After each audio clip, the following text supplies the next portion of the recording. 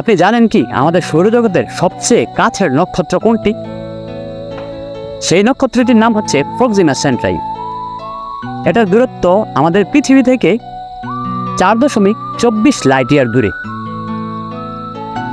এইখানে যদি আপনি আলোর গতিতে যান তবে আপনার যেতে সময় লাগবে প্রায় 4.25 বছর। সময়টা খুব কম মনে হয়, তাই না?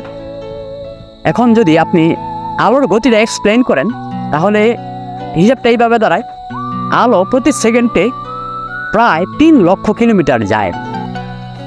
প্রতি সেকেন্ডে যদি আলো 3 লক্ষ কিলোমিটার যায় তো এখন একটু হিসাব করেন, হিসাব করে দেখেন আলোর গতিতে যদি আপনি ট্রাভেল করেন তাহলে পৃথিবী থেকে প্রক্সিমা সেন্টারি যাইতে আপনার সময় লাগবে 4.25 বছর।